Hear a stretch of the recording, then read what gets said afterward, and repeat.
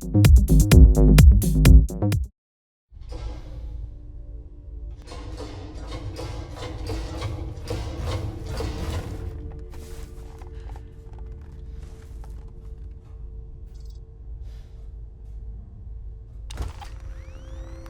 think it's close, Ricardo.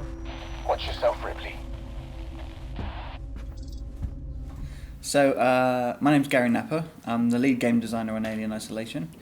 I've been here just over 2 and a bit years, and I came here to make Alien Isolation. I was lucky enough to see a demo build in my interview, and I was like, that's it, I need this job, this looks amazing, I need to be part of this. So. The Alien, I mean, I've always loved the Alien films.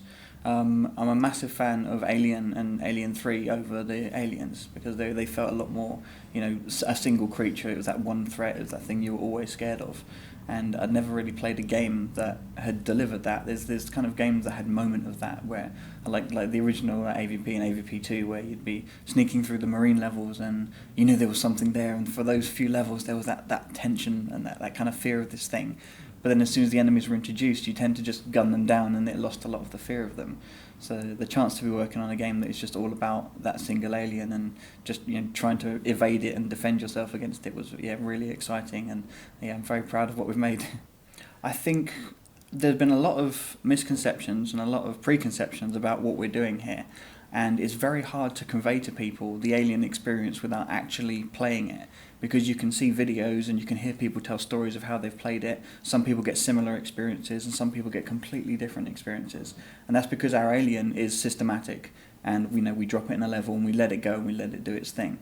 And I think the one message I'd give for people is you have to play the Alien experience to really understand the terrifying creature we've made. Mm-hmm.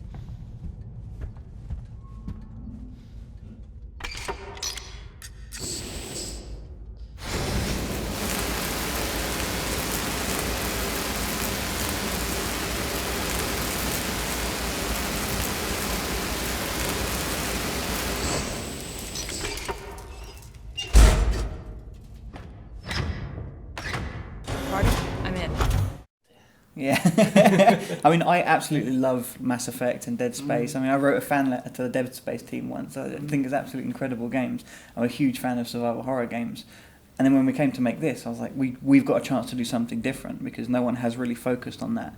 There's other games out there that are doing interesting things in the indie sector, and I'm really looking forward to playing those because they look absolutely brilliant. But I'm also really looking forward to what people think of this, because we worked really hard on creating this real lived-in environment.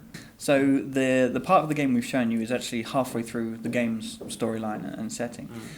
We chose to give you a part of the game where you were in a single area with the alien, and we removed all your abilities you'd have at that point, so you could just get that core experience of what it's like to see the alien. There are other threats on the station that are kind of revealed as the game goes on. You also develop and craft things in the world and items you can use to kind of distract and evade and use to survive. So you do actually get a very wide tool set of abilities you can use. Another thing that people keep saying is we don't have weapons, but we do. We do have weapons in the game. We have very small firearms and other things you can collect, but we don't ever give you machine guns and pulse rifles and laser rockets and stuff like that. It's all just things you would find in that situation. So by keeping it very real and believable, we put you in a situation where you are underpowered and you have to face off against this terrifying alien. Yeah, well, when you look at the original film, I think someone on our team said the crew of the Nostromo were the original MacGyver. They they look at everything they've got and they build they build a motion tracker and they build a cattle prod and they build all these little devices that they can use in the situation they're in. And we said you would just do that if you and I were stuck in a situation where we had no weapons, we'd build what we could out of what we could find. So that was an important part of our game design, to be able to use things in the environment to craft. And it also gives you an interesting dynamic, because you find all these things and you want to know when to use them, because you've only got a limited supply. So you find these things and you build them, and you look at situations in the world and you think, I could use this now, but I might need it if the alien appears. So it gives you a kind of interesting inventory management side to the game as well.